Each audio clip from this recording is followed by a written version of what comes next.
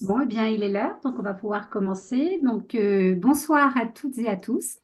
Alors, pour ce septième psychoté de l'année 2024, organisé par TICNAM, Davzi, et merci beaucoup d'avoir accepté notre invitation. Pour ma part, alors moi, je suis Danielle Cardis. Vous ne m'entendez pas? Si, Si, Si on si, vous t'entend. m'entendez? Ah, oui. d'accord, bah, excusez-moi, alors je continue alors. Donc, donc, pour ma part, donc moi je suis Dani Cardi, présidente de Psycnam, et avant de laisser la parole à ma collègue Catherine Reboul, également membre du bureau de Psycnam et avec qui nous avons préparé ce psychoté et qui va nous présenter notre invité, je vais procéder à deux rappels. Le premier, nous vous demandons de couper vos micros et vos caméras afin de préserver la qualité de la connexion. Donc, c'était le premier point. Deuxièmement, concernant le déroulé de ce psychoté, il se fait selon une présentation qui va durer environ 45 minutes. Présentation à l'issue de laquelle vous pourrez poser vos questions. Dans un souci de fluidité des échanges, parce que là, par exemple, nous sommes déjà 117 à suivre ce psychoté, nous vous demandons de poser vos questions par écrit dans le chat. Et Catherine et moi, nous nous chargerons de les relever et de les soumettre à Monsieur Dabzi. À présent, Catherine, je te laisse la parole, mais j'ai l'impression que Catherine a un problème de son. Catherine? Bon, écoutez, Monsieur Dabzi, je vous propose de commencer et Oui. puis tant pis, on y va. Bien, merci. Vous m'entendez? Moi, je vous entends très bien. Bon. Bon, je vous remercie de m'inviter pour cette présentation. C'est un peu particulier parce que je suis quand même retraité depuis une dizaine d'années, mais j'ai maintenu une activité un peu particulière, une activité de formation de militants syndicaux aux entretiens sur le travail. Ça veut dire former des gens qui sont aides-soignantes, ouvriers de métallurgie ou opératrices de téléphone à mener des entretiens sur le travail. Et pour, pour former ces gens, il est nécessaire de formaliser et de proposer un certain nombre de repères sur la façon de mener un entretien sur le travail. Et c'est ce que je vais vous présenter. Je remercie Daniel Cardis et Catherine Leboul de m'en donner l'occasion. Donc un travail un peu particulier. Quelques mots de présentation personnelle auparavant. Bon, je suis médecin de formation. J'étais enseignant-chercheur en médecine et santé au travail à l'Université de Lyon, à la faculté de médecine. Et pour ce qui nous occupe aujourd'hui, j'ai été formé à l'ergonomie au CNAM. Et je considère que l'ergonomie a été pour moi un apport inestimable en mettant l'accent sur l'obscurité de l'activité. Obscurité de l'activité pour l'observateur extérieur, obscurité de l'activité pour la direction, évidemment, mais c'est là qu'est l'important, obscurité de l'activité pour le salarié lui-même, obscurité de sa propre activité aux yeux du salarié lui-même. Donc, ça a un héritage de l'ergonomie, mais un parcours personnel divergent par rapport à l'ergonomie, donc un peu hérétique, divergent sur la question du destinataire de l'analyse. En ergonomie, le destinataire de l'analyse, c'est l'employeur. Dans la position clinique où je me trouvais, pour moi, le destinataire premier, principal, essentiel de l'analyse, c'est le salarié lui-même. De même, divergence sur la question de l'action. Dans une intervention ergonomique, l'acteur, c'est l'ergonome. Pour moi, l'acteur important, c'est le salarié lui-même. Et puis, divergence aussi sur la méthode, puisqu'en ergonomie, quand même, on soutient le primat absolu de l'observation, alors que même si j'ai enseigné, pratiqué l'ergonomie, j'ai pu largement me rendre compte que par la discussion, dans l'interlocution, on peut mener assez loin des analyses du travail. Un autre aspect de mon parcours, un passage de l'individuel au collectif. Donc, j'ai commencé beaucoup du côté de l'ergonomie, avec des interventions ergonomiques tout à fait classiques, observation, diagnostic, restitution, adresse à la direction, etc. Et ça m'a permis de m'apercevoir que on pouvait très bien développer une partie des analyses dans la discussion, en particulier pour ce qui était de mon activité en consultation. Et j'ai développé donc une clinique médicale du travail orientée sur l'assistance non substitutive du développement de la capacité des salariés à penser, débattre et agir sur leur travail. Parallèlement, depuis déjà longtemps, j'ai considéré que le déficit de relais dans le milieu de travail imposait de faire ce qu'on pouvait pour former des militants syndicaux, en tout cas au moins les sensibiliser dans un premier temps et les former à ces questions d'approche du travail. Et j'ai donc mené des recherches collaboratives avec des syndicalistes sur ces questions de l'approche du travail dans l'activité syndicale. Ça m'importait d'autant plus qu'il y a là un enjeu très important pour les salariés.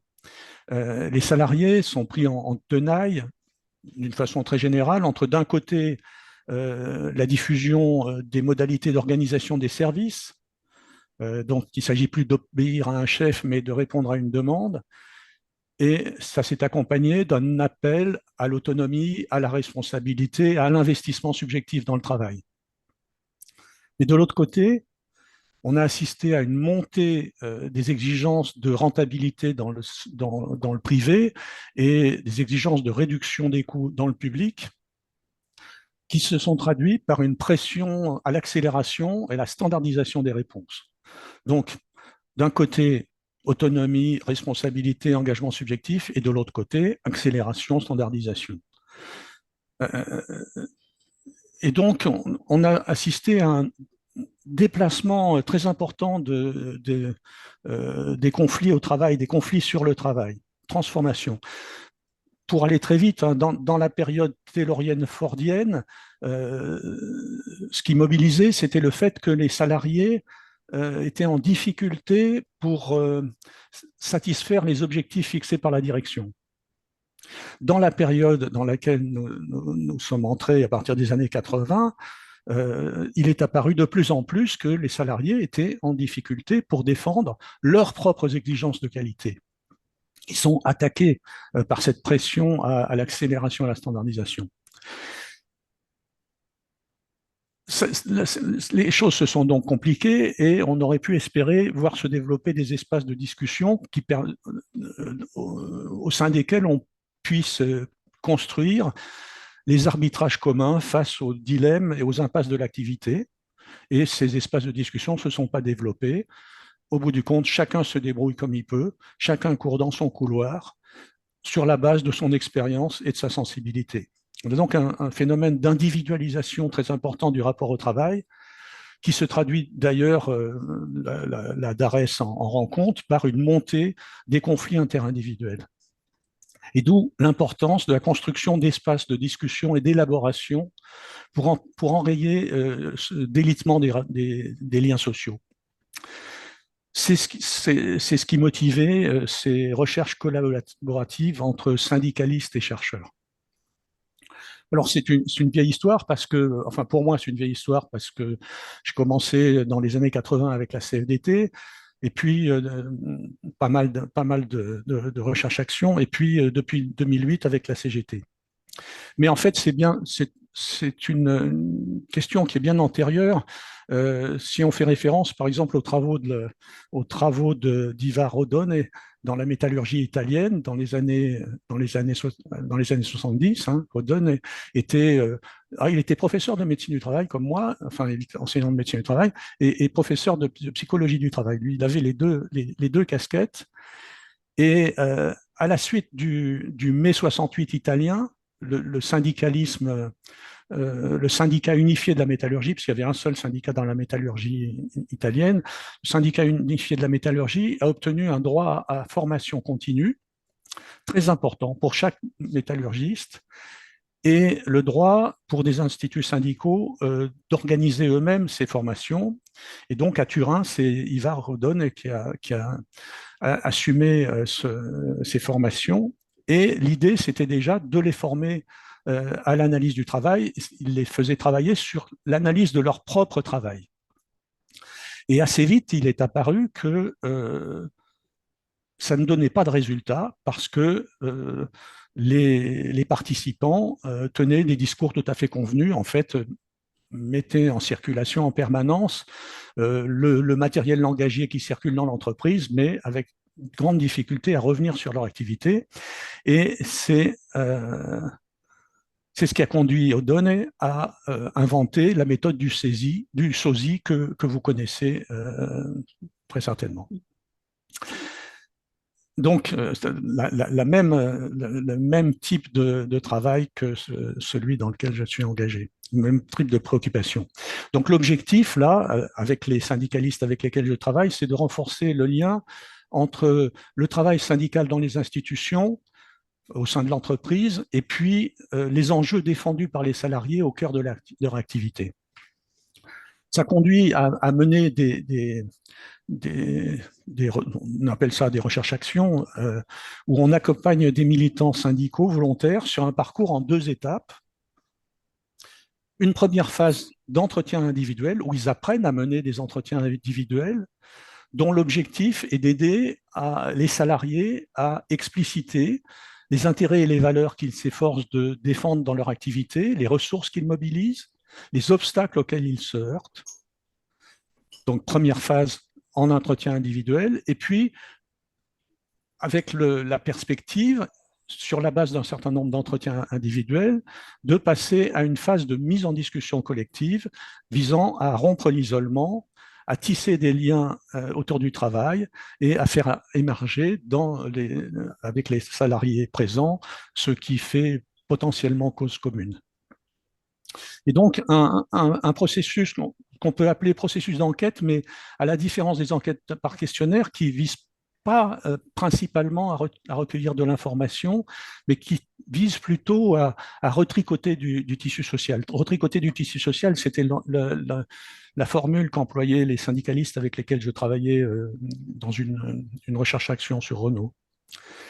Donc, retricoter du collectif et développer sa puissance sociale. Et donc, nous sommes amenés à proposer aux militants une sorte de boîte à outils pour leur permettre de mener ces entretiens. Alors, une boîte à outils assez simplifiée avec quatre principes de base, si vous voulez. Premier principe, l'attention à la variabilité. Deuxième principe, ce qu'on a appelé déployer l'accordéon des discours sur le travail. Troisième principe, sortir des généralités et focaliser sur un événement localisable en temps et en lieu.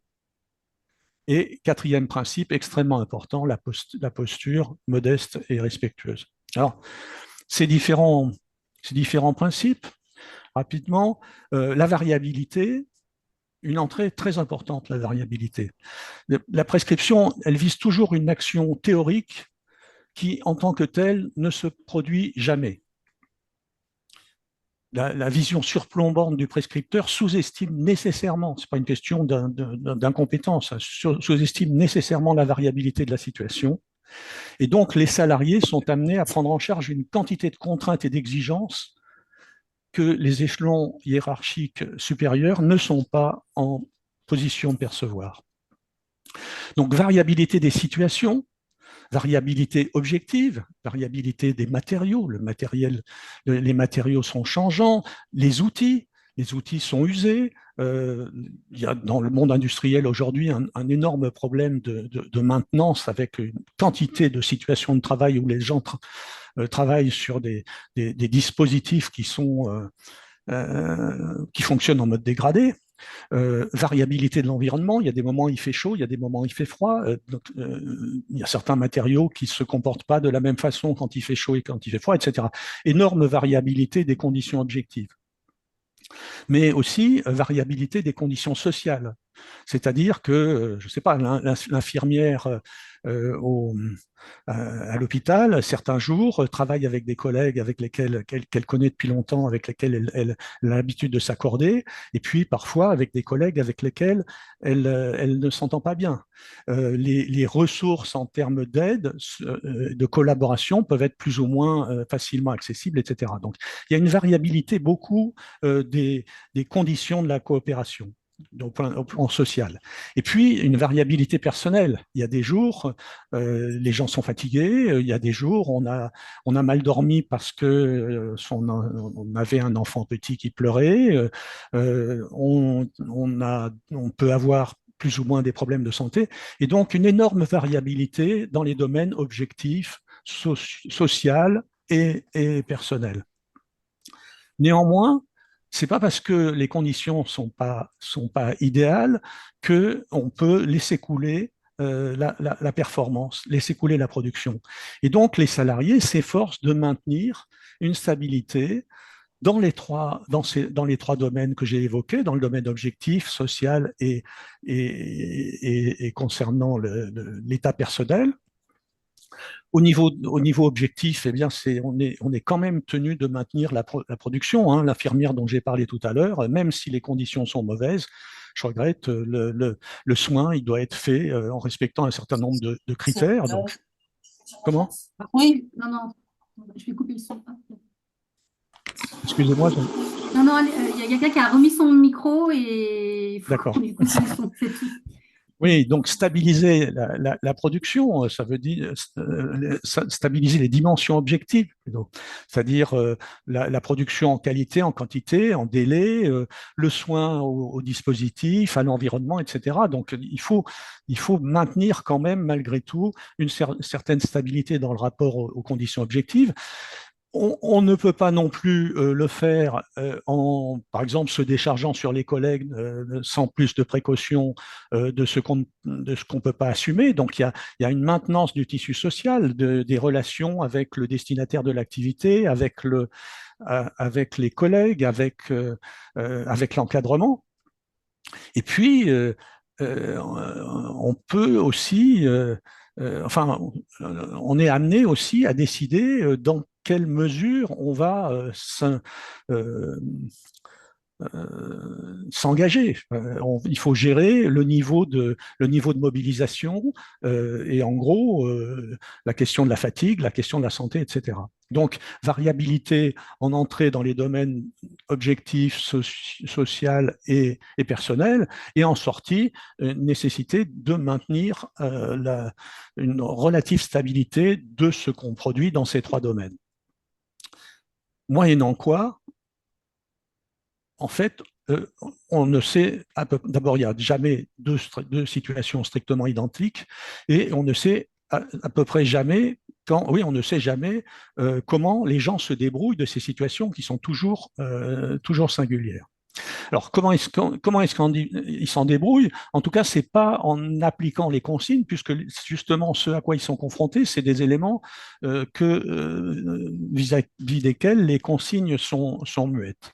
La consigne, elle est très générale, elle ne prend pas en compte ces phénomènes de variabilité.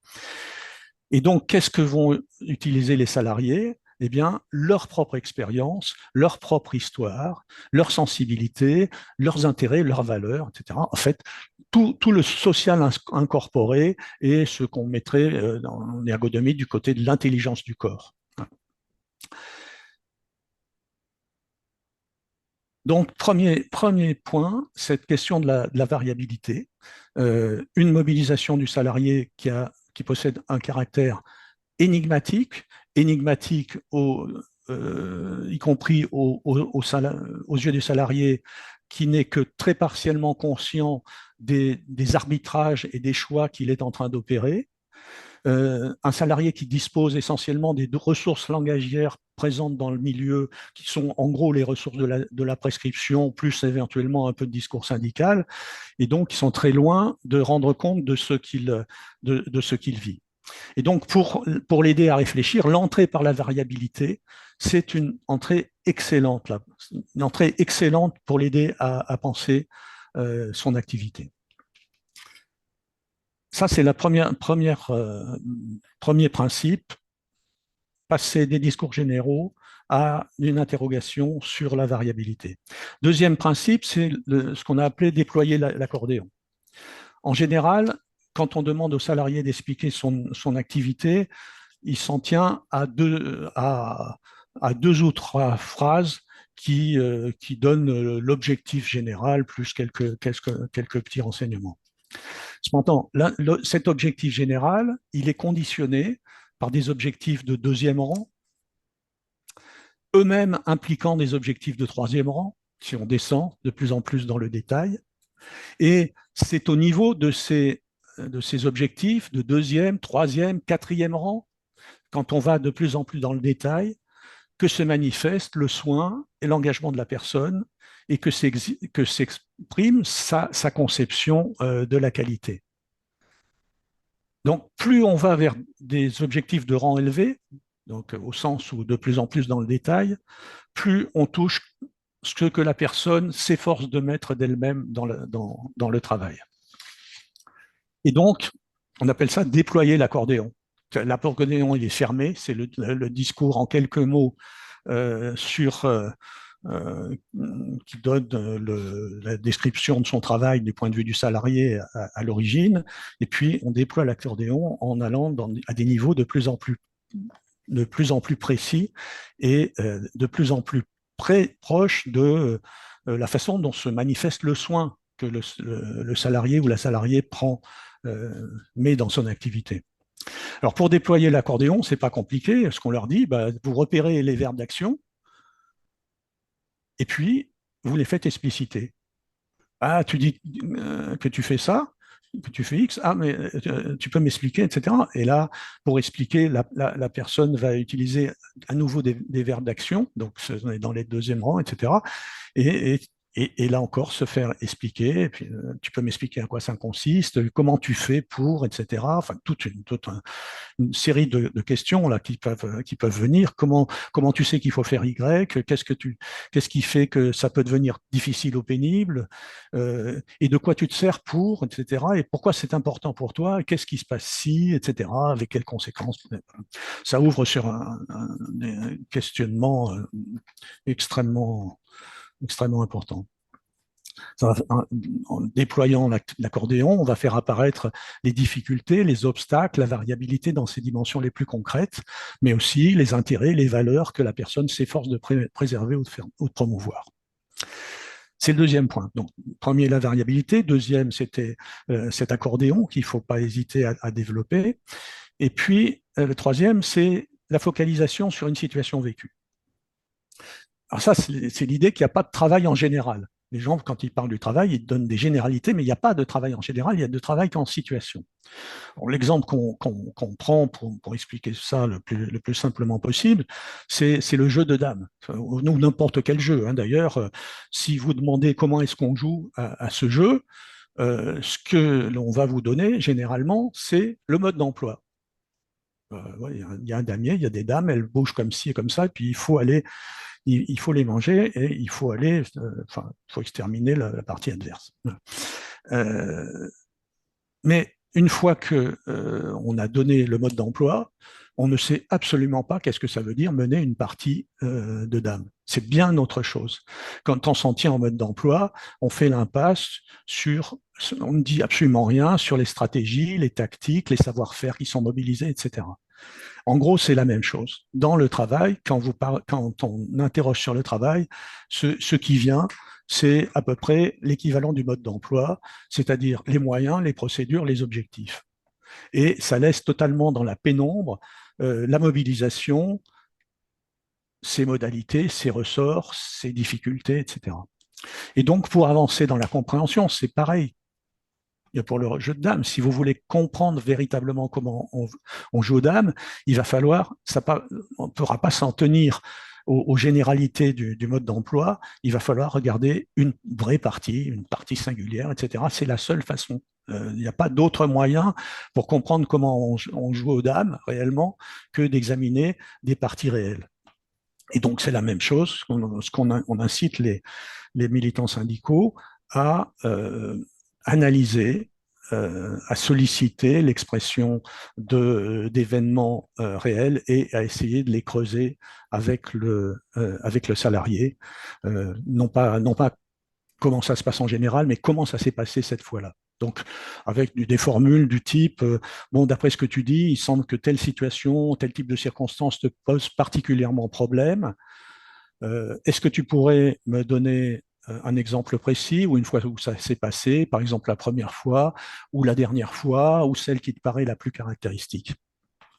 Et à ce moment-là, on creuse et la discussion va permettre de repérer le problème et son origine, les facteurs de variabilité qui rendent la situation critique, l'objectif que poursuit le salarié aux différents moments et les mobiles qui l'animent, les difficultés qu'il ou elle rencontre, les logiques sociales auxquelles il se heurte, les ressources qu'il mobilise, les savoir-faire, les conséquences, et puis oui, et puis ce à quoi il arrive, les conséquences dans le monde objectif, dans le monde social, les conséquences sur son état physique et psychique, et on complète en interrogeant sur la fréquence de l'événement en question.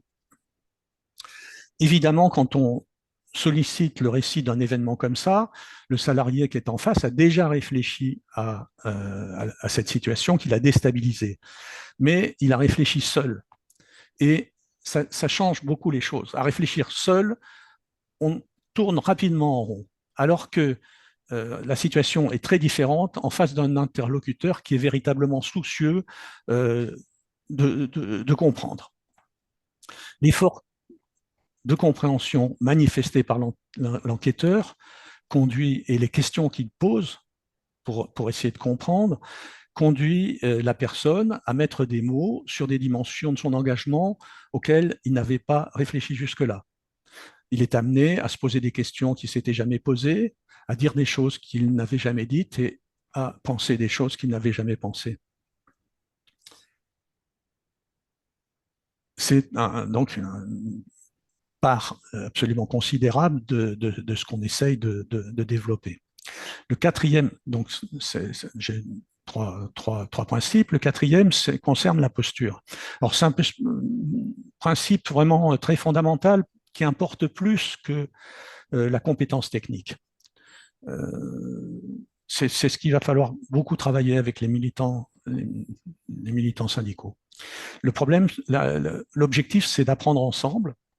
Et pour cela, il faut que le représentant syndical se mette lui-même en position d'apprendre du salarié, ce qui lui est pas absolument habituel.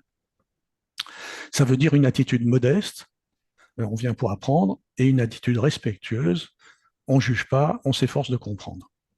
Donc, obstacle évident, la tendance naturelle à comprendre trop vite, et la difficulté à admettre qu'on ne sait pas, la difficulté à se présenter comme ignorant. Alors, les repères qu'on leur donne pour comprendre une situation, d'abord, c'est comprendre une situation, c'est pas la classer dans une catégorie connue comme ce qu'ils ont tendance à faire, ni même voir grosso modo de quoi il s'agit. Comprendre une situation, c'est être capable de la simuler intérieurement et d'en éprouver les enjeux et les difficultés. Par exemple, la personne la salariée de l'aide à la personne dit voilà, j'arrive chez la personne âgée, je lui prépare un repas et puis tac, tac, tac. Il est clair que je suis incapable de simuler ce que ça implique de préparer un repas pour cette dame-là, dans cette maison précise-là, ce jour-là. D'où une quantité, si je me pose la question comme ça, une quantité de questions qui me viennent assez facilement. L'ensemble de ces interrogations font apparaître assez systématiquement et rapidement que les mobiles de l'action ne se réduisent pas à la satisfaction de contraintes techniques ni à la poursuite d'intérêts égoïstes. L'humain est constitué par un monde de relations incorporées qui lui permettent de se repérer face aux attentes d'autrui et qui lui permettent d'assumer ses responsabilités. Et c'est manifestement à partir de cet héritage qu'il s'efforce de donner une forme à son travail, de donner à son travail une forme dans laquelle il puisse se reconnaître. Et donc,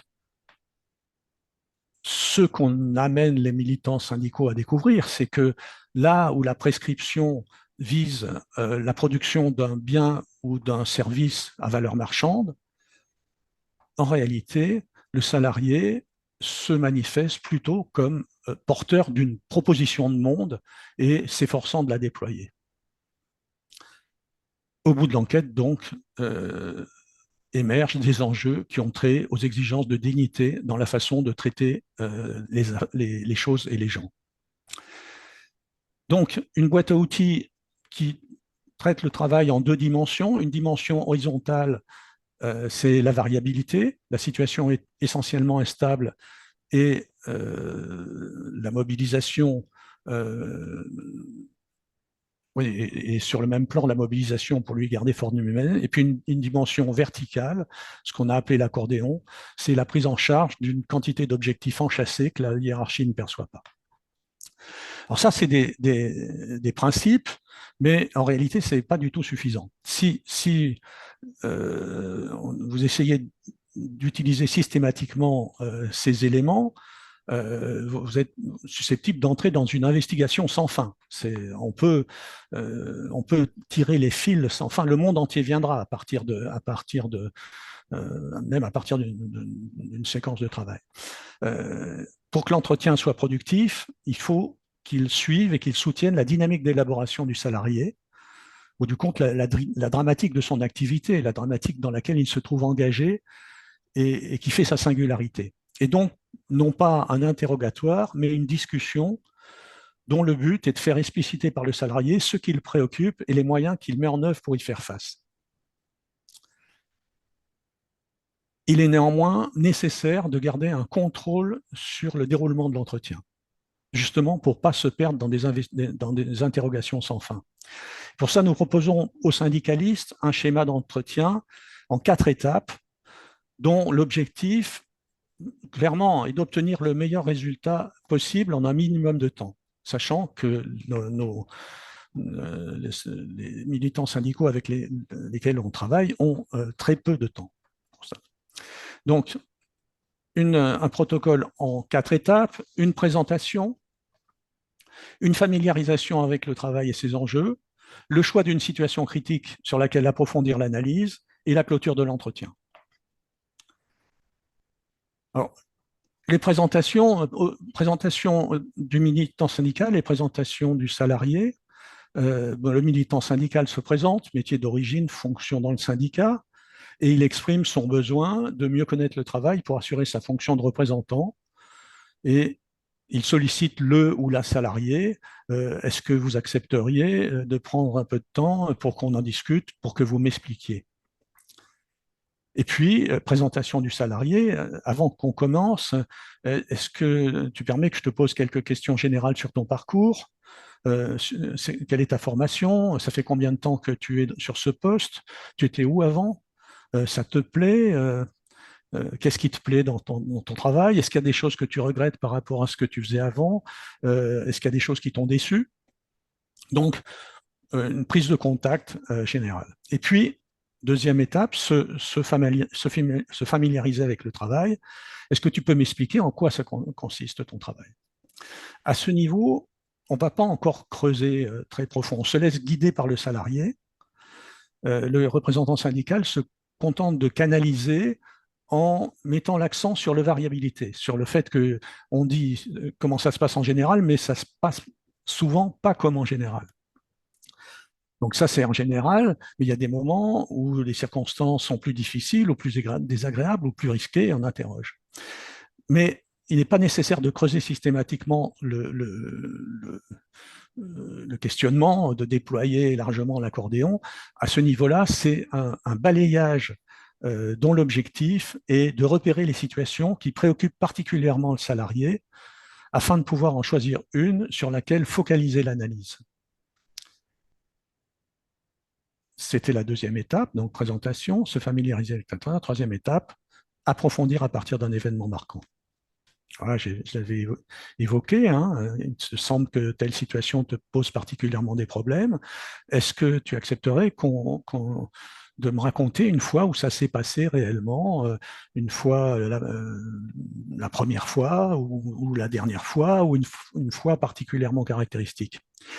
Ça nous paraît particulièrement important de l'exprimer comme ça. L'objectif, c'est que de laisser que ça soit pas du tout intrusif et de laisser absolument aux salariés la possibilité de choisir ce qu'il va raconter, avec l'idée qu'il va aborder un élément dont il est probablement capable de discuter sans trop de déstabilisation. Et à partir de là, on ne va pas quitter l'événement en question avant d'en avoir fait le tour. Donc là, oui, l'accordéon, la variabilité, les objectifs poursuivis, les conséquences en aval, etc. etc. Le récit de l'événement, c'est le diamant dans la gangue des discours convenus. Il va falloir l'extraire. Cet événement, il présente un caractère holographique. Alors là, c'est holographique, ça fait référence à cette caractéristique des photos par hologramme, où quand vous avez la photo, si vous la brisez en petits morceaux, chaque petit morceau comprend la totalité de la photo. Donc, on observe la même chose. Examiner sérieusement un événement particulier, comme ça, préoccupant le salarié, témoigne de la situation dans sa globalité. Donc, essayez de comprendre, ne pas hésiter à revenir en arrière, du style, excuse-moi, mais si tu es d'accord, est-ce qu'on pourrait revenir à telle phase qui m'a paru compliquée? Et puis, éventuellement, faire part de son étonnement. Faire part de son étonnement, non pas pour argumenter, mais pour se faire expliquer. Alors, je donne des exemples. Je suis étonné parce qu'au syndicat, on défend l'inverse. De temps en temps, les gens disent des choses qui sont complètement à l'envers de ce que pense le militant syndical. Est-ce que tu peux m'expliquer sa position? Est-ce que tu peux l'illustrer à partir d'une situation que tu as rencontrée? Ou bien j'ai rencontré des collègues qui, dans cette situation, ont plutôt tendance à faire X, donc pas comme toi, donc comment tu comprends leur attitude? Est-ce que tu peux m'expliquer ce qui t'amène à faire différemment? Et on considère que analyser un événement sérieusement suffit. Dans les entretiens suivants, avec d'autres salariés, révéleront d'autres facettes du travail. Et si le salarié désire parler d'un autre type de problème, on proposera une autre rencontre.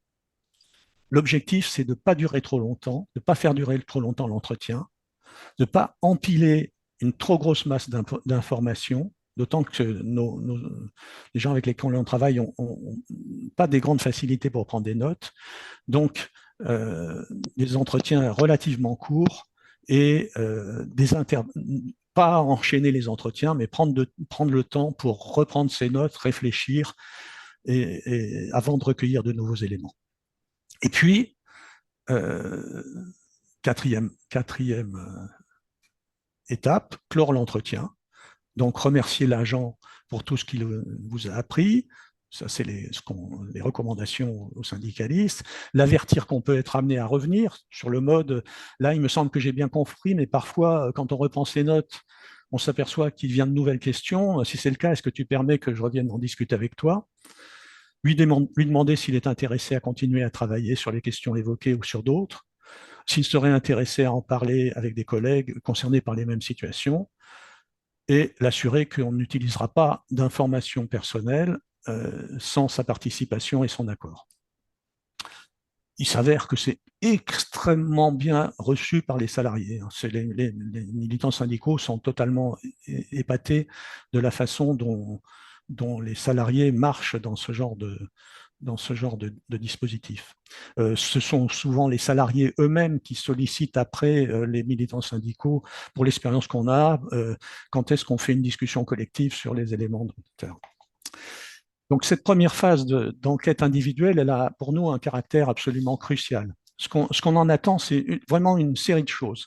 C'est premièrement l'acquisition par ces militants d'une capacité à réellement parler travail avec les salariés dans le quotidien de l'activité syndicale et pas simplement dans des événements exceptionnels comme ce qu'on fait ensemble. C'est l'amorce de la construction d'une bibliothèque de situations critiques très utile pour animer la discussion collective, mais aussi pour maintenir autant que faire se peut le débat. Non, mais excusez-moi, mais aussi avant ça, pour mobiliser une bibliothèque de situations critiques qui peut être mobilisée pour amener la direction à la réalité dans un certain nombre de situations. C'est aussi alors, dans un deuxième temps, l'acquisition de la compétence et de l'autorité nécessaires pour, lors de la discussion collective, maintenir autant que faire se peut le débat au plus près des questions du travail. Et on attend à travers tout ça un enrichissement de l'activité syndicale et du côté des salariés, un intérêt et une participation active au processus. Alors tout ça doit déboucher sur une deuxième phase, qui est la phase d'entretien, de discussion collective. L'objectif est, sur la base des entretiens individuels, de solliciter et d'animer la discussion collective sur les enjeux de l'activité et les exigences de qualité auxquelles les salariés entendent, que les salariés entendent préserver ou promouvoir. Pour cela, on propose encore des principes d'animation des discussions. Un principe vraiment fondamental, c'est éviter les postures générales, quitter autant qu'il est possible les postures générales. En gros, les positions idéologiques qui divisent. À chaque niveau hiérarchique, dans le monde du travail, on trouve des gens qui ont des positions hiérarchiques divergentes et qui ouvrent sur des débats sans fin. Et donc, pour sortir de ça, faire expliciter systématiquement les positions en les ramenant à la discussion de situations vécues. Du type, pour qu'on comprenne bien ta position, est-ce que tu peux raconter une fois où tu as été confronté au problème et comment tu t'en es débrouillé? Et à partir de là, solliciter l'expression d'autres expériences sur la même situation, et là encore faire expliciter. Et veiller particulièrement à l'expression des positions minoritaires. Enfin, se méfier donc des principes généraux et se méfier des positions unanimes.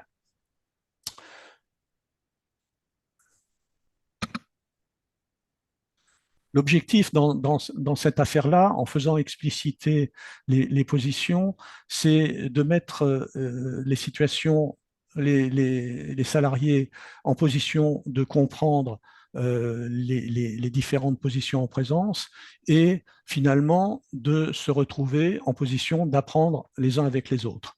Le principe étant, a priori, que chaque expérience, aussi bizarre soit-elle, éclaire une facette particulière de la réalité et que chaque expérience racontée enrichit le patrimoine commun. À travers ça, qu'est-ce qu'on cherche? On cherche à faire en sorte que les différences qui divisent le personnel se transforment en une ressource pour le développement individuel et collectif. On cherche à fabriquer de l'intercompréhension, du respect mutuel, de la solidarité et, comme on le disait chez Renaud, à retricoter du tissu social et à développer la capacité à penser, débattre et agir de concert. Pour cela, ça suppose encore une discipline un peu difficile pour les militants syndicaux, même pour les salariés. Ça suppose l'exigence de suspendre l'urgence de l'action. Séparer explicitement la phase d'analyse collective de la situation et la phase de délibération sur les actions à entreprendre, parce que bien souvent, la phase de réflexion sur la situation est sautée et on passe immédiatement à des revendications sur des moyens, etc., qui s'avèrent, au vu d'analyses un peu plus sérieuses de la situation, qui s'avèrent inopérantes. Ça, c'est une phase dont nous avons beaucoup moins l'expérience parce que le travail, cette deuxième phase, le travail de formation des militants à l'entretien individuel, représente déjà une avancée très, très, très importante.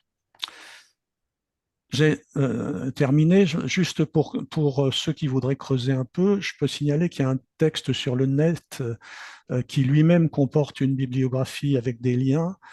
Pour ceux qui souhaiteraient donc aller plus loin, il suffit de taper DAFSI, les défis de la formation des acteurs syndicaux là, sur Google, ça sort, ou bien cliquer sur le lien, les défis de la formation des acteurs syndicaux, entre parenthèses, hal.science.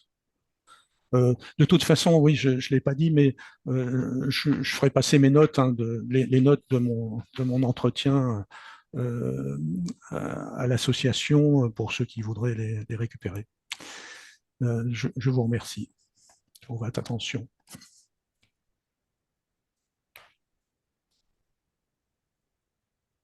Merci beaucoup, Monsieur Tedzi. Donc, est-ce que... Alors, je n'ai pas eu le temps de regarder.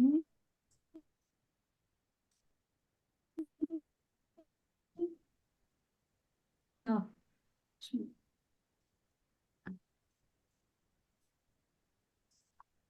Ah, il y avait Quentin qui demandait en quoi est-il important de former les acteurs syndicaux à l'entretien individuel?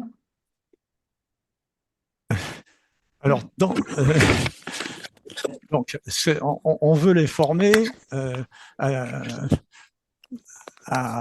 finalement à ce qui est leur travail, c'est-à-dire des représentants des travailleurs. Pour être des représentants des travailleurs, il faut quand même un tant soit peu discuter avec les travailleurs, et dans la conception qu'on en a, il faut essayer de discuter quand même au plus près des problèmes de travail qu'ont les travailleurs. Pour faire ça, il faut avoir appris à interroger sur le travail et lancer les militants syndicaux directement sur l'animation collective d'une discussion sur le travail.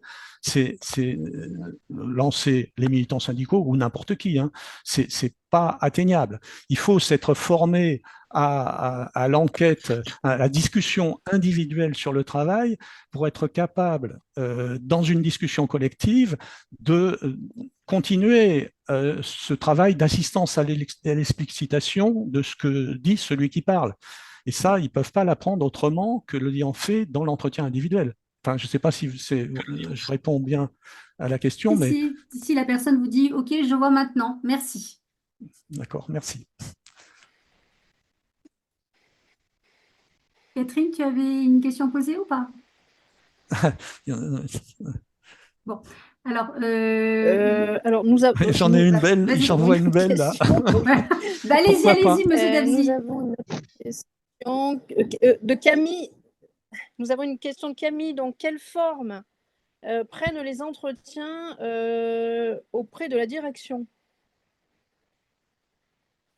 Ça rejoint un petit peu celle que je voulais poser. C'était comment quelle est la place de l'encadrement dans ce processus? Ah oui, alors ça rejoignait aussi une question que j'ai vu passer, que c'est pourquoi pas parler directement avec non, pourquoi pas former les managers eux-mêmes à ça. Bon, alors, sur la question, ouais, je mets un peu le bazar. Sur la question pourquoi pas former directement les managers opérationnels, je vais dire celle-là parce qu'elle m'a frappé. Hein. Pourquoi pas former? Mais parce que, il y a déjà beaucoup de gens qui s'occupent de ça. J'ai un certain nombre d'amis dans le milieu des différentes sortes de cliniciens du travail qui travaillent beaucoup à former le management. Et je connais excessivement peu de gens qui travaillent à essayer de former sur les mêmes questions les représentants du personnel. Extrêmement peu de gens. Quand je dis extrêmement peu de gens, c'est que ça se compte sur les doigts, peut-être, je ne suis pas sûr de 2 mains, mais même pas sûr complètement d'une main. Donc, c'est le premier point. Donc, il y a des gens qui s'occupent de former les uns. Et deuxièmement, c'est totalement insuffisant. C'est-à-dire que, aussi formés soient-ils les managers, ils ont un rôle à tenir qui les met dans une position de ne pas pouvoir recevoir un certain nombre de choses que disent les salariés. Ça, vous le savez très bien. Et donc, pour qu'il y ait quelque chose à entendre, il faut qu'il y ait une expression. Et sérieusement, c'est pas la hiérarchie qui peut, établir avec l'ensemble des salariés une relation de confiance qui ressemble un peu à la relation de confiance que vous déployez quand, comme psycho, vous parlez avec un travailleur.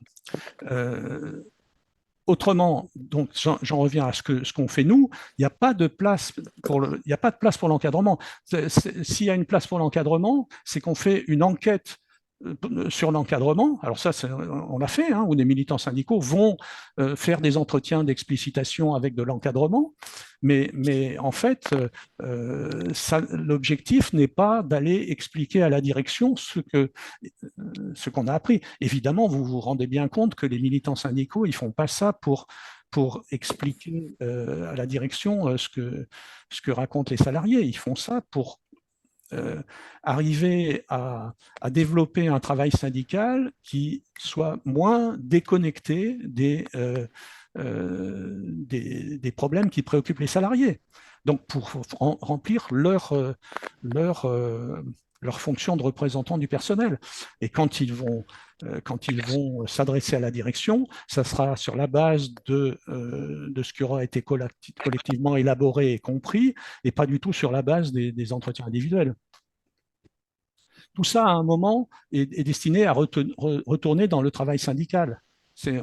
On n'a pas décidé de transformer les militants syndicaux en psychologues, par exemple.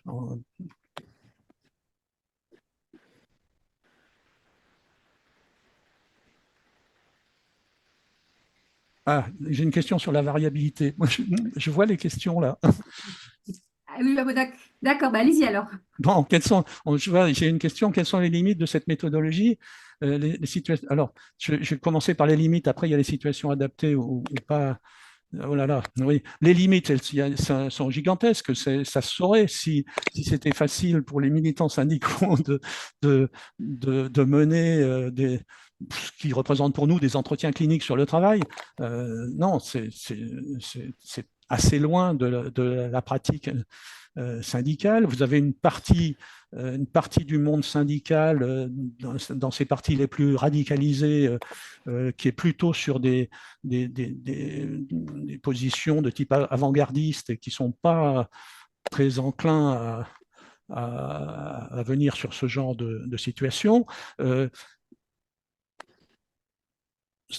Une des difficultés, c'est que les organisations syndicales qui nous permettent, voire qui nous sollicitent pour faire ça, ne se rendent pas compte du décalage que ça représente, de passer du fonctionnement normal à véritablement une attention au travail tel qu'on l'entend.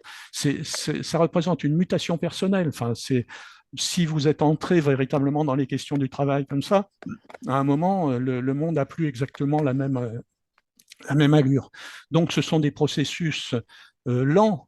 On amène progressivement les militants syndicaux à ça et à réaliser des choses très bien, mais ça prend plus de temps que ce que s'imaginent les organisations syndicales qui organisent. Donc ça, c'est une limite. Souvent, on n'a pas assez de temps. Autre facteur de variabilité, plus vous avez des syndicalistes qui ont chevronné, qui ont fait une carrière, qui ont accumulé des savoir-faire syndicaux très, très, très structurés, etc., plus c'est difficile. En revanche, plus vous avez, avec les jeunes, je pense en particulier avec les jeunes femmes, on a des résultats tout à fait impressionnants et remarquables.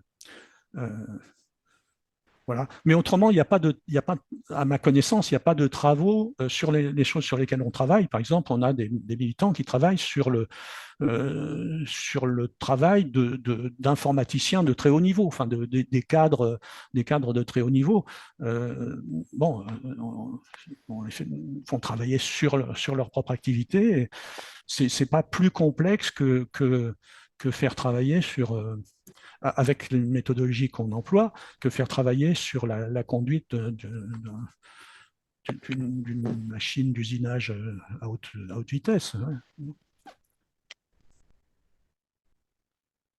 Il y avait une personne qui vous demandait, Monsieur Dabzi, combien de temps dure un entretien individuel? Ce qu'on essaye, c'est de les mettre à l'abri d'une expérience qu'on a rencontrée souvent. C'est dans le monde syndical, dans toutes les organisations syndicales, hein, il y a des idées il y a des, des affirmations sur le fait qu'il faut centrer, il faut mettre le travail au cœur de l'activité. Vous allez trouver ça au cœur de l'activité syndicale. Hein. Vous allez trouver ça à la CGT, à la CFDT, vous trouverez ça à la FSU, etc. Un peu partout. Tout le monde dit ça. Sauf que les gens, après, ils n'ont pas de méthode pour travailler. Et on voit donc des militants syndicaux qui se lancent avec une immense bonne volonté dans des entretiens avec des salariés et qui font des entretiens de 3 heures dont ils ne tirent absolument rien parce qu'ils tombent sur des choses, des gens qui sont intarissables, qui vont parler, qui sont capables de parler pendant 3 heures et ils ne sortent rien. Donc, et après, ils sont complètement dégoûtés puisque ça ne produit rien. Donc, il faut quand même les mettre dans une situation où ils aient le maximum de chances de sortir quelque chose. 1 heure, c'est beaucoup. 1 heure, c'est beaucoup. Quand vous faites un entretien comme ça, je veux dire un entretien clinique avec un salarié, bon, vous avez un certain nombre de salariés, au bout d'1 heure, vous voyez bien, ils vont commencer à répéter les mêmes choses. Ça veut dire il faut suspendre et avoir un temps d'arrêt, quitte à se revoir un peu plus tard quand les choses se seront mises en place ou auront évolué. Donc, on leur conseille de ne pas faire trop longtemps. Si vous suivez le protocole, là, que vous avez une première phase de discussion générale sur le travail, dont l'objectif final, au bout du compte, est de repérer qu'est-ce qui préoccupe véritablement la personne et que vous approfondissez là-dessus, donc ça ne vous demande pas des analyses infinies, et en général, en 1 heure, 1 heure et demie, on peut faire une très... Enfin, moi, je peux faire... Ça m'est arrivé hein, d'aller dans des entreprises qui demandaient, qui appelaient à l'aide, et de leur dire, bah, écoutez, présentez-moi 10 salariés, je fais un entretien avec chacun, puis je vais vous sortir et on sort des choses que personne n'a jamais mis sur la table dans le truc. Il m'est arrivé de le faire avec des employeurs hein, aussi, des patrons. Donnez-moi, je me souviens j'avais une demande qui venait plutôt des pouvoirs publics, me demandaient ce que je pensais telle chose. Je me dis, moi, je ne pense rien, je n'ai pas travaillé sur ce secteur. Si vous voulez, donnez-moi la possibilité d'avoir un entretien avec 5 patrons. Et je vous dirai ce que j'en pense. Je l'ai fait un entretien avec 5 patrons, je n'ai pas besoin de plus. Enfin, à partir du moment où on sert les questions, ouais. Et il n'y a pas besoin que ça dure infiniment. Non, ce qu'on préfère, c'est plutôt avoir plusieurs entretiens, y compris avec le même salarié. Enfin, non, ce qu'on leur conseille, c'est d'en faire avec plusieurs, mais on a des entretiens avec le même salarié, mais à ce moment-là, avec du rupture, ou entre 2 séquences, bah, vous le savez bien, les gens, ils réfléchissent, et quand ils arrivent, ils ont plein de nouvelles choses à dire auxquelles ils ont pensé, auxquelles ils n'auraient pas pensé si vous n'aviez pas eu le premier entretien. Voilà. Mais on travaille avec des gens qui n'ont aucune formation hein, en psycho ou même en sciences humaines. Enfin, on travaille avec des salariés, le salariat normal. Enfin, les militants syndicaux, ils sont issus du salariat ordinaire. C'est des ouvrières qui parlent à des ouvrières et alors ça peut être des informaticiens qui parlent à des informaticiens, mais voilà, c'est ça. Bah, au-delà de ça, l'enjeu, il dépasse largement le syndicalisme. C'est la bataille culturelle autour de la reconnaissance du travail.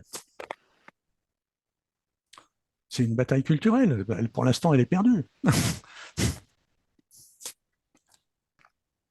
Catherine, tu peux prendre la suite des questions, s'il te plaît, parce que je suis obligée de m'occuper des micros. Alors, une autre question Donc, est-ce que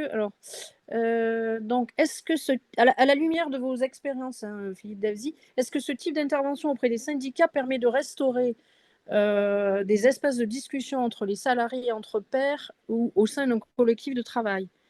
Est-ce que est-ce qu'il y a eu des résultats? Ah non, mais attendez, c'est strictement l'objectif.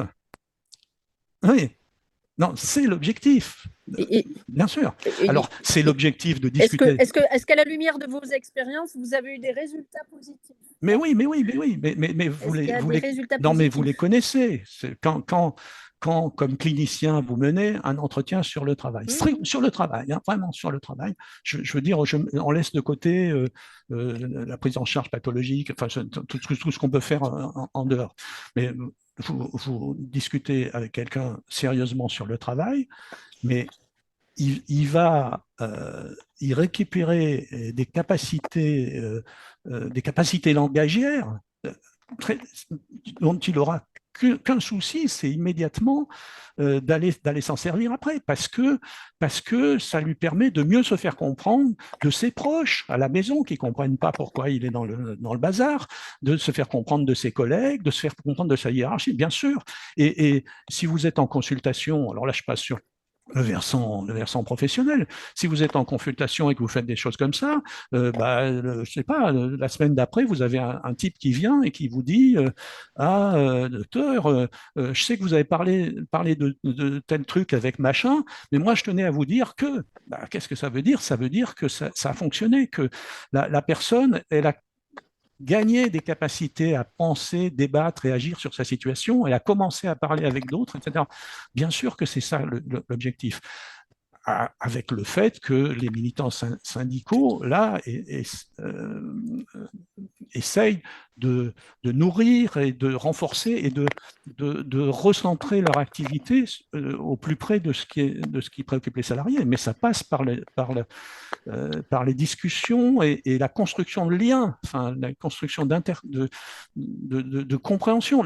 Aujourd'hui, dans le monde du travail, chacun est dans son couloir, personne ne sait comment travaille l'autre. Enfin, exceptionnellement. Il faut voir que ça, c'est une affaire assez nouvelle. Pendant des siècles ou des décennies, les gens travaillaient en équipe, ils ne se parlaient pas nécessairement du travail, mais ils voyaient comment les autres faisaient. Et ils apprenaient comme ça. Hein, vous savez, on apprend soit parce qu'on vous explique, soit parce qu'on voit. Et même, c'est bien plus facile d'expliquer en montrant. Hein.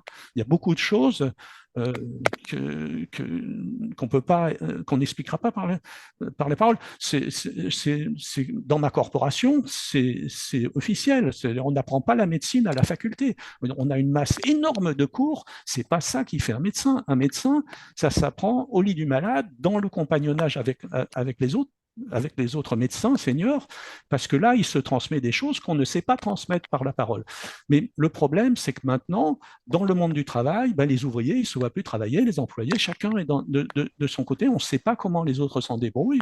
Les psychos, c'est pareil, hein, les médecins, c'est pareil, chacun est dans son truc. Il faut vraiment construire des dispositifs pour et les syndicalistes, ils ne savent pas les uns les autres comment ils, donc une très vague idée de comment ils font les uns les autres. Et donc l'objectif, c'est de récupérer des espaces de discussion. Et ces espaces de discussion, ils ne peuvent pas être abandonnés totalement à la hiérarchie, aussi bien intentionnée soit-elle.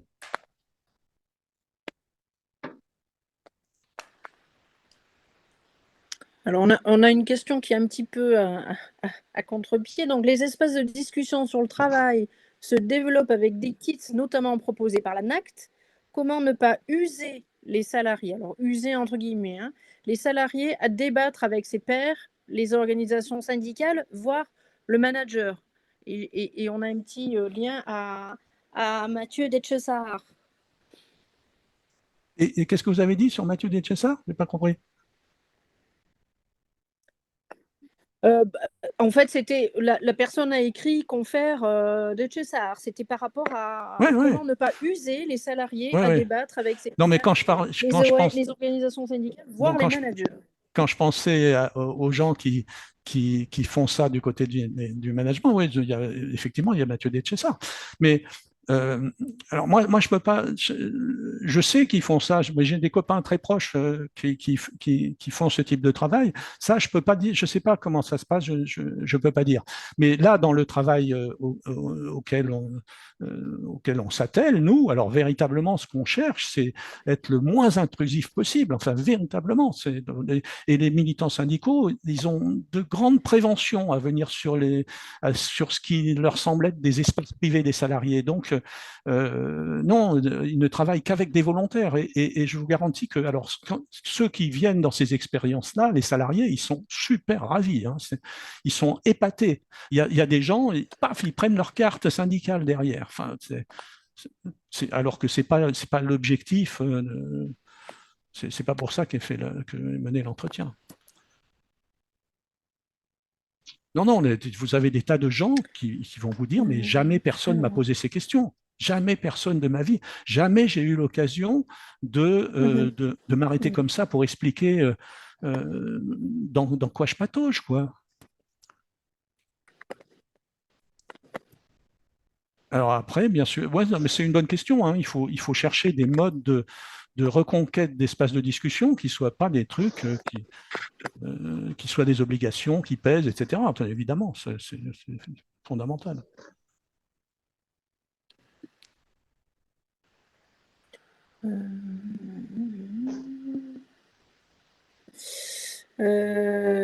Donc, on a plein de questions, mais c'est difficile de faire le tri.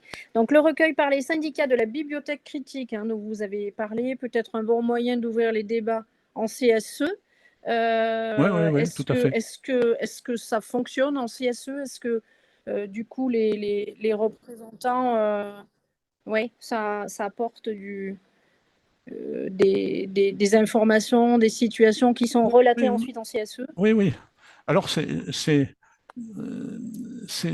pas une bibliothèque de situation critique pour le syndicat, c'est une bibliothèque de situation critique pour le militant ou la militante qui a mené les entretiens. Mais ça lui permet de remettre du concret dans les discussions, alors au CSE ou dans ce genre de choses. Je me souviens par exemple d'un copain chez Renault qui disait moi maintenant là que je mène ce genre d'entretien là, quand je parle à l'époque c'était le CHSCT, quand je parle au CHSCT, ça fait pas le même bruit. Ça fait pas le même bruit. On ne m'écoute pas de la même façon.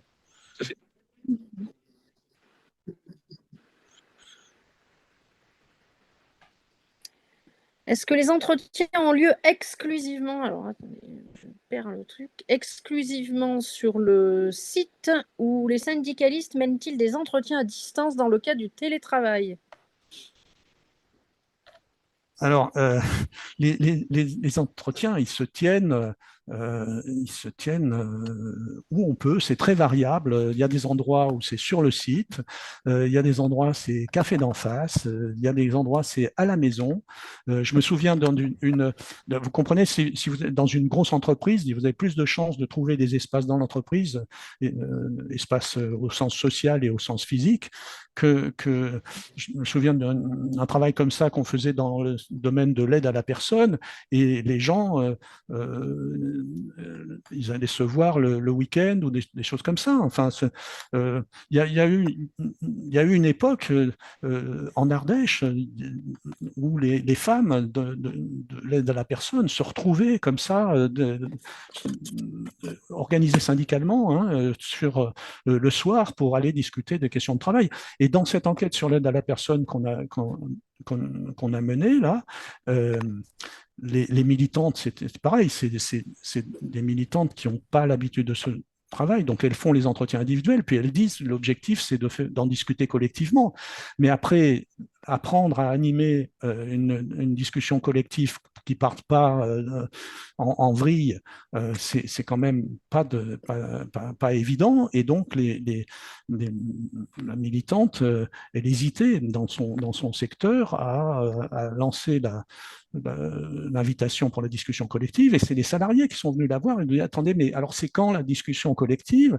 Et elle se retrouvait au flunch, et le flunch, elles avaient ramassé, donc il y avait 20 salariés sur les 24 qui étaient donc sur une grande table, tous des mères de famille, et puis les tables autour, c'était les familles qui mangeaient silencieusement pour écouter la discussion des mères de famille sur le travail.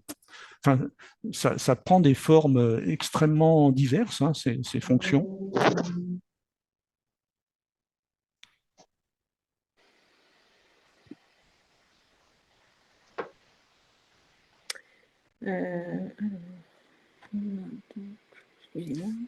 Êtes-vous déjà intervenu auprès d'un collectif de représentants des salariés en pilotage durant une intervention? Qu'en pensez-vous et que pensez-vous de former à l'entretien clinique comparé au dispositif de Mendel?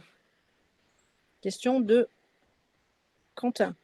Oui, alors j'ai pas tout compris. Je peux terminer par la fin. Mendel, j'ai lu il y a très longtemps et Oui. j'avais trouvé ça très intéressant, mais j'ai jamais participé à ces affaires. Donc voilà. Moi, c'est clairement, hein, j'ai expliqué ce que je viens de l'ergonomie hein, dans cette affaire-là.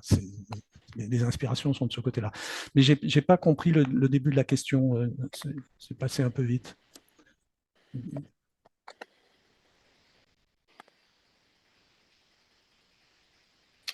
Alors ensuite, on a donc comment sont constitués les groupes.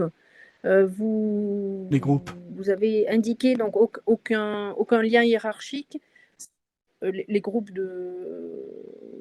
collectifs, hein, une fois que les entretiens individuels ont eu lieu. Ah oui, non, ah non, non, oui, non. Est-ce qu'il ne peut pas y avoir le risque d'une le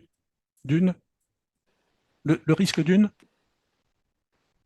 J'ai pas entendu. Bon, alors, le risque qu'une personne soit ciblée par le groupe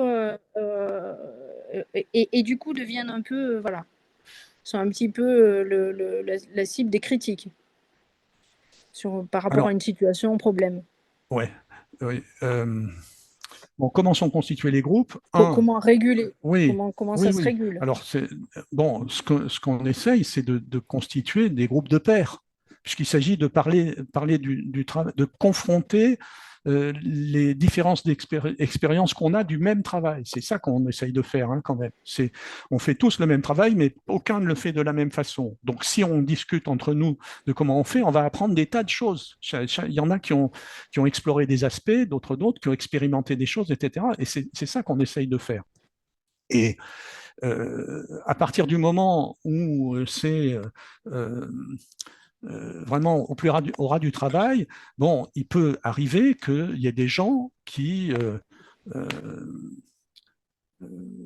une façon de travailler qui soit plutôt mal vue par les autres. Hein, c'est ça, on pourrait imaginer des trucs comme ça.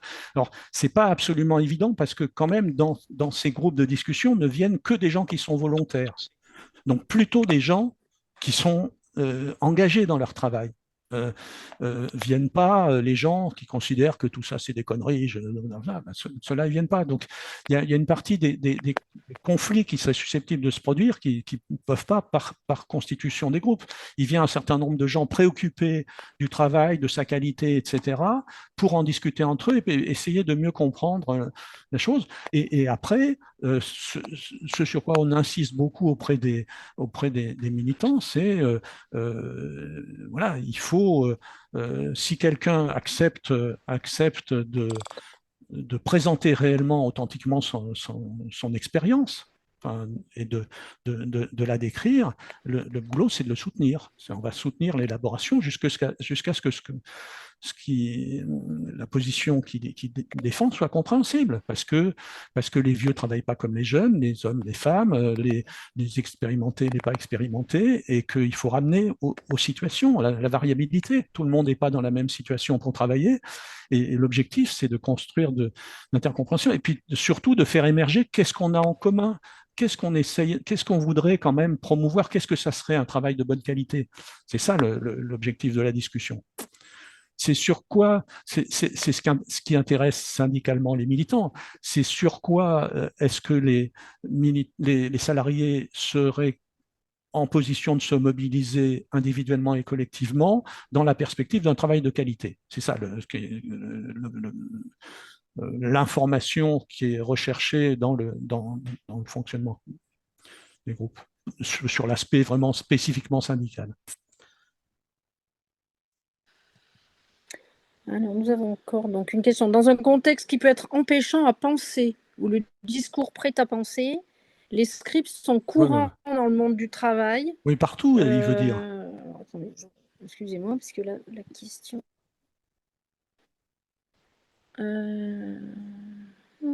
question. Quel frein rencontrez-vous donc quels sont les freins du coup pour empêcher? Quels freins rencontrez-vous et qu'est-ce que vous mobilisez pour aller dans le sens de la discussion? Oui, mais le prêt à penser, là, parce que la personne dit dans les endroits où il y a du prêt à penser, etc. Hein, mais c'est la généralité. Oui. C'est la généralité, c'est toujours comme ça. L'obstacle, si vous n'avez pas, un minimum de formation et des techniques, l'obstacle, c'est le discours convenu qui vous est mouliné à longueur de temps. Donc, mais à partir d'une généralité. Pardon? Non, c'est quelqu'un qui a mis son micro, donc voilà, je l'ai coupé. Oui. Mais en revanche, à partir du moment où les gens, tout d'un coup, se rendent compte qu'on est en train d'essayer de comprendre dans quel problème ils sont eux, alors là, c'est l'étonnement. Vous avez des gens qui vous disent, quand même, moi je me souviens, mais comment ça se fait que jamais personne m'ait posé... Je parle de gens qui ont été suivis par 36 cliniciens, etc. Je pose 3 questions sur le travail. Tombe de la chaise et dit comment ça se fait que personne ne m'ait jamais posé ces questions, et qui tout d'un coup prend conscience que bien sûr qu'il y a des choses très importantes qui sont là. Et les gens, bon, on ne travaille qu'avec des volontaires, mais les gens sont très souvent volontaires, et au niveau où on a mis les choses là, on passe du discours général à oui, mais c'est pas toujours comme ça, il y a des moments c'est facile, il y a des moments c'est pas facile, et c'est pourquoi, etc. Qu'est-ce qui change? Et tout d'un coup, ils s'aperçoivent qu'il y a un tas de choses à réfléchir sur le travail et à dire, expliquer, qu'ils n'ont jamais dit à personne, etc. Et l'immense expérience qu'on en a, c'est que ça les intéresse prodigieusement, les gens. Enfin, moi, c'est mon expérience, j'en ai fait des quantités absolument colossales, mais alors moi, c'est pas pareil, je suis un professionnel, je suis pas ouvrière sur chaîne, moi, j'ai plus de facilité. Mais les questions qu'on pose, c'est les mêmes, hein, c'est les mêmes que celles que... Pas, on essaye de comprendre... Ouais, ce que Politzer appelle la dramatique, quoi. Dans quel jeu de contraintes et de contradictions les gens sont engagés et quel chemin ils essayent de tracer. Dans les expériences que j'ai avec les syndicats, comment s'assurer que le salarié... Oui. Je finis, j'ai jamais vu de syndicaliste qui avait été mal reçu. Hein. Vas-y, allez-y. Comment s'assurer que le salarié qui va être accompagné fasse bien la différence entre les entretiens qui lui permettront d'ouvrir des discussions sur les critères d'un travail de qualité et le débat, le discours revendicatif syndicaliste qui peut parfois dévier de l'objectif initial? Non, mais ça ne dévie pas de l'objectif initial. La plupart du temps, il n'y a pas de lien. Il n'y a pas de lien entre ce que... ou un lien très ténu entre l'expérience qui est vécue individuellement dans des situations concrètes, etc., et puis le discours revendicatif qui se pose dans les instances où c'est à des niveaux stratosphériques. Enfin, on ne peut pas dire que l'un a perdu l'autre, parce que l'objectif qu'on poursuit, c'est déjà d'essayer de construire un minimum de liens. Et après, ça ne conduit pas au même type de revendication. Les militants syndicaux qui font ça, et les militantes qui font ça, entrent dans la démarche, ils n'y entrent que parce qu'ils y trouvent un intérêt et une façon de développer leur propre travail syndical, et ça change leur façon de travailler. Mais vous savez bien, ça change bien autre chose. Si vous êtes formé vraiment à la clinique du travail, ça vous change comme dans votre rapport au monde. Le monde n'est pas du tout le même si vous comprenez vraiment les questions du travail ou si vous ne les comprenez pas. Le monde, il a l'air de tenir debout naturellement, mais si vous êtes un peu rentré dans les questions du travail, vous commencez à avoir une conscience de l'énorme mobilisation que ça représente de faire en sorte que le monde ne s'effondre pas. C'est pas le même monde, et donc c'est pas la même façon de porter des revendications. Mais à un moment, le travail du syndicat, c'est l'activité revendicative, c'est son travail. La question qu'on travaille, c'est le lien entre ça et ce qui meut les salariés, les intérêts et les valeurs que les salariés prétendent défendre. Et c'est quand même intéressant pour les gens qui sont représentants des salariés.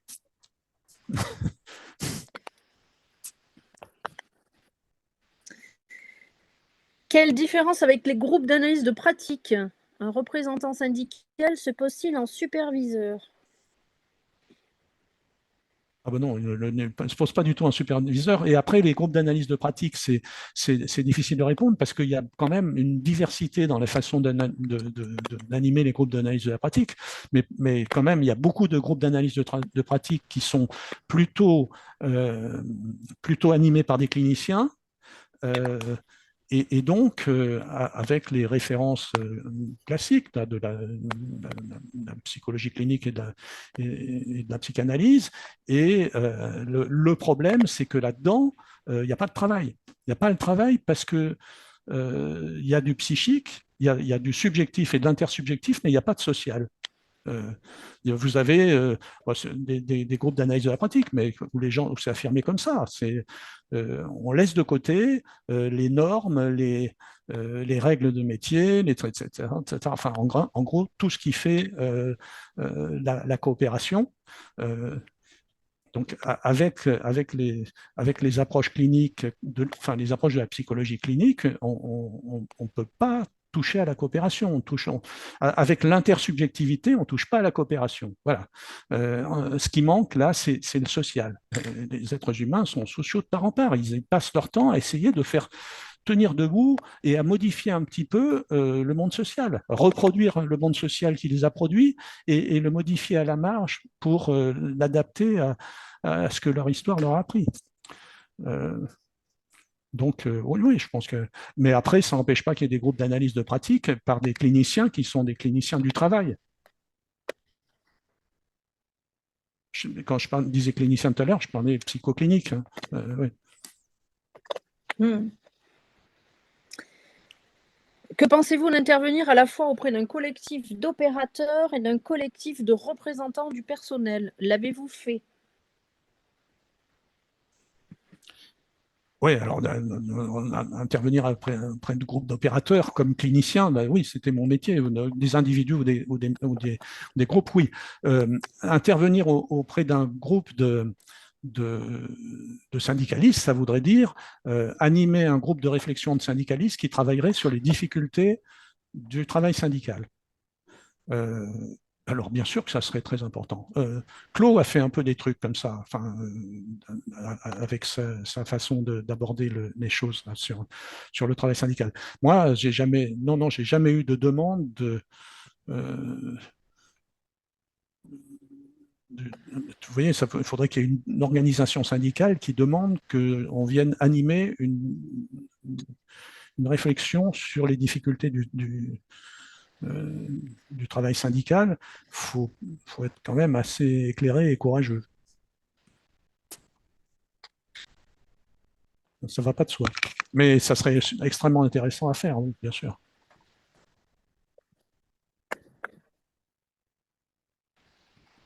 Avez-vous une idée du pourcentage de syndicalistes formés à votre approche? Oh, absolument dérisoire. Mais non, mais non, Trop alors, dérisoire. non, Trop alors dérisoire. non, c'est des syndicalistes qui lisent les choses qu'on écrit. Oui, il y en a beaucoup, pas mal, pas mal.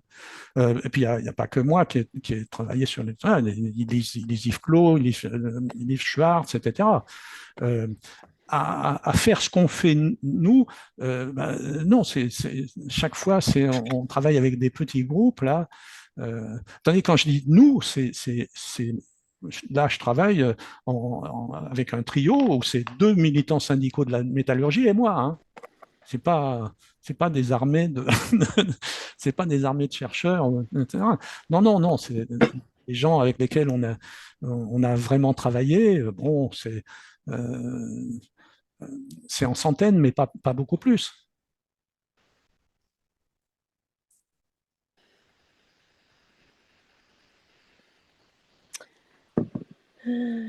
Ensuite, est-ce qu'il y a encore Alors, la question, donc, je reviens sur la question de Quentin, je pense, hein, donc, qui avait, qui tout à l'heure est parlé donc, de travailler auprès d'un collectif d'opérateurs. Donc, il amène une petite précision. Donc, Ah oui, d'accord. il dit non, mais il s'agit de les former. Il s'agit de former les syndicats sur l'entretien individuel et d'intervenir en clinique de l'activité auprès du collectif. Sa question donc était dans ce sens. Et la question, c'est quoi là? La question, c'était donc que pensez-vous d'intervenir à la fois auprès d'un collectif d'opérateurs et un collectif de représentants du personnel? Oui, mais ça, Donc là, il parlait de. Oui, mais ça, d'intervenir moi comme clinicien. Clinicien de l'activité? Non, mais clinicien du travail. Oui, clinicien du travail, oui. Je Oui, crois qu'il veut préciser. mais oui, mais qu'est-ce que j'en pense? J'ai fait ça pendant toute ma vie professionnelle, un nombre incalculable de fois. Oui, bien sûr.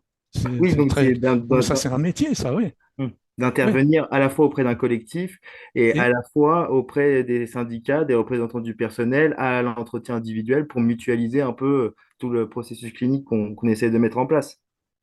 vous voulez dire en même temps dans Oui, une. c'est ça ma question, c'est en même temps en fait. Ah non, j'ai jamais eu cette occasion. Je vois pas très bien l'architecture. Il faudrait vraiment préciser l'architecture du dispositif là. Je ne sais pas. Mais j'ai pas d'expérience qui ressemble à ça. J'ai D'accord. des expériences d'intervention, moi, auprès auprès de collectifs de travailleurs ou de travailleurs individuels. Et puis, j'ai une expérience d'assistance à l'investigation de militants syndicaux sur le travail. Oui. Et du coup, que pensez-vous de faire ça auprès d'une même institution, d'avoir ces deux approches? Est-ce que ça pourrait apporter vraiment quelque chose de plus à ce qu'on essaye d'apporter, hein? Non, je suis pas sûr parce que si vous voulez, moi, si j'interviens, j'ai une capacité. Enfin, je veux pas me vanter, mais ça fait 40 ans que je travaille sur non, ouais, peut-être même un peu plus sur ces questions du travail. Euh, si je fais ça en parallèle de militants syndicaux qui, eux, enquêtent, je ne vois pas bien quelle allure ça va pouvoir prendre, quoi. Il y a un facteur là de perturbation. Ça serait moi le facteur de perturbation. Non, non moi j'ai beaucoup travaillé comme ça, en deuxième position, avec des gens qui sont, eux, sur le terrain, qui analysent le travail, et moi, je les accompagne euh, pour, je fais de l'analyse du travail au deuxième degré, si vous voulez, mais faire tout à la fois, je vois pas très bien. Très bien. Pour finir, je propose qu'on prenne la question de Soumia, puisqu'il reste quelques 2 minutes et qui nous ramène un petit peu pour nos adhérents. Donc, est-ce qu'un psychologue du travail peut proposer cette méthode, ces 4 points étapes sur des salariés en entreprise directement? Je suppose que oui, mais quelle différence ou vigilance à avoir? Bah, moi, je pense que oui. Bah, enfin, les vigilances, c'est celles que vous avez tout le temps dans votre activité, hein. Enfin, vous essayez de ne pas violer les gens, comme on fait tous, hein. Euh, Non, mais je pense qu'à mais, partir du moment où, en tant que mais, psychologue du travail, on a pour finalité de faire parler les gens de leur activité, et c'est bien ça qu'on nous apprend, nous, en tout cas au CNAM, en tant que clinicien du travail, oui, ce que vous proposez, Monsieur Davzi, s'applique complètement. Mais oui, bien sûr. Non, mais moi, oui, Voilà. oui. Mais moi, je me suis pas. Enfin, pour faire ça, je me suis dit, il faut que j'extrais de la façon dont moi je travaille un certain nombre de principes élémentaires facilement compréhensibles, que on n'est pas obligé d'avoir lu euh, toute la psychologie pour les avaler. Mais bien évidemment que dans une position de clinicien, de professionnel, euh, moi, je pense que c'est des outils qui sont utiles pour tout le monde, bien sûr. Et c'est bien pour ça qu'après vous avoir écouté à Lyon à une conférence d'une association, que Catherine et moi, on vous a invité à ce psychoté qui s'adresse à des gens qui, pour l'essentiel, se forment à devenir psychologue du travail. Il est 20 heures, on va donc arrêter là. Je vous remercie beaucoup.